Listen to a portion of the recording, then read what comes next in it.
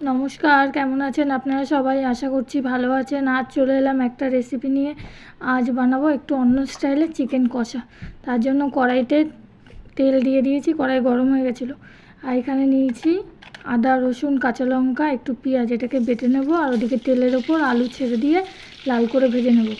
আর চিকেনের মধ্যে সেই বাটা মশলাটা আর পেঁয়াজ, কাঁচা পেঁয়াজ, সর্ষের তেল, লবণ, হলুদ, লঙ্কার গুঁড়ো, জিরে গুঁড়ো সব দিয়ে মেখে নেব।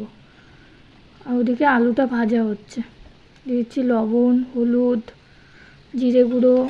আলুটা তুলে নেব, তুলে ওই তেলের ওপর একটু চিনি দেবো, তাহলে কালারটা ভালো আসবে।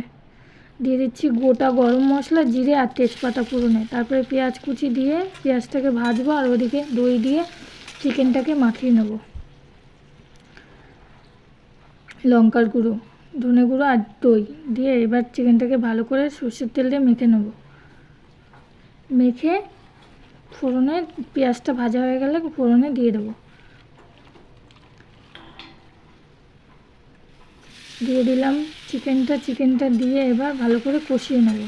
এটা সামান্য অল্প জল দিয়ে আজকে রান্নাটা হবে, অতিরিক্ত জল দেবো না। দিয়ে কষিয়ে দিয়ে দেবো গোটা রসুন, টুকরো করা টমেটো আর ভেজে রাখা আলু। একটু ভালো করে কষিয়ে নেব। কে কে টেংরি খেতে পছন্দ করো? আমাদের বাড়িতে কিন্তু আমরা সবাই ভালোবাসি। একটু লেগে লেগে যাচ্ছে, হালকা পরিমাণ একটু জল দেবো।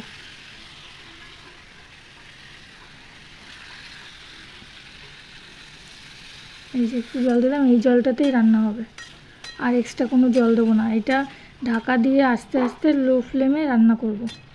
এতে আলুটাও সেদ্ধ হয়ে যাবে, চিকেনটাও ভালোভাবে রান্না হয়ে যাবে।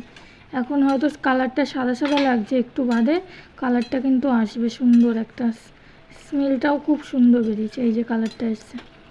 কোনো কাশ্মীরি লঙ্কার গুঁড়ো দিইনি, একটু শুকনো লঙ্কার গুঁড়ো আর কাঁচা লঙ্কা বাটা দিয়েই রান্নাটা করছি। ওদিকে প্লেন যাচ্ছে, কষা হয়ে এসছে, অনেকক্ষণ দমে দিয়ে কষা করেছি। এবার নামিয়ে নেবো গরম মশলা গুঁড়ো দিয়ে। কেমন হলো আপনারা জানাবেন, লাইক করবেন, শেয়ার করবেন, কমেন্ট করবেন। আর যদি ইউটিউব থেকে দেখে থাকেন চ্যানেলটাকে সাবস্ক্রাইব করে আমার পাশে থাকবেন। আসতে লেছি, টাটা, বাই বাই।